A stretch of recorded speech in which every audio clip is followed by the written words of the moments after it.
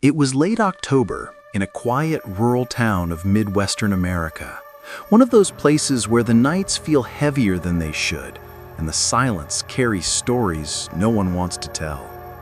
Rain had been falling since sunset, turning the narrow dirt roads into dark rivers of mud.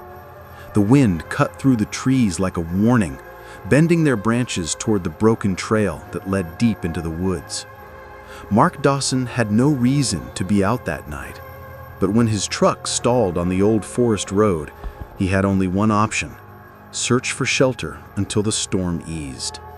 That's when he saw it, a faint silhouette of a house hidden behind years of overgrown vines and broken fences. The structure leaned to one side, half collapsed, as if exhausted from holding secrets too long. Mark hesitated.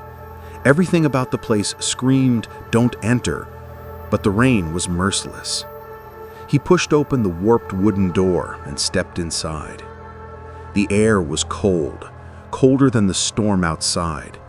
Dust floated like ash in the beam of his flashlight. Furniture lay overturned, the wallpaper peeled off in long strips. A place untouched by humans for decades, or so he hoped. As he walked deeper into the house, thunder cracked through the sky, shaking the floorboards beneath him. Then he heard it, soft, nearly impossible to catch over the storm. A whisper, not wind, not the creaking of old wood. A whisper shaped like a voice. "Is someone there?" Mark called. No answer. He scanned the hallway. A crooked door at the end slowly began to move, swinging inward without any wind to push it. Mark's throat tightened. Still, curiosity pulled him forward. The room was small, nearly empty, except for a rocking chair facing the corner.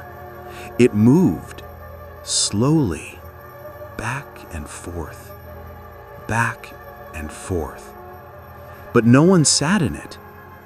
Mark froze. His flashlight flickered, then died. Total darkness wrapped around him. Then came the whisper again, closer now, right behind him. "Leave!" A cold hand brushed his shoulder. Mark lunged for the doorway, stumbling into the hall as the house seemed to groan from every direction. The whisper followed him, growing louder, filling the walls, the floor, the air. "Leave! Leave! Leave!" He ran, down the hall, through the doorway, into the storm. He didn't stop running until his truck came into view. Miraculously, the engine started on the first try. When Mark looked back at the woods, lightning illuminated the abandoned house one last time. Someone, or something, stood in the doorway, watching him. Just a silhouette, still, waiting. Mark never returned to that road, and no one in town speaks about the house anymore.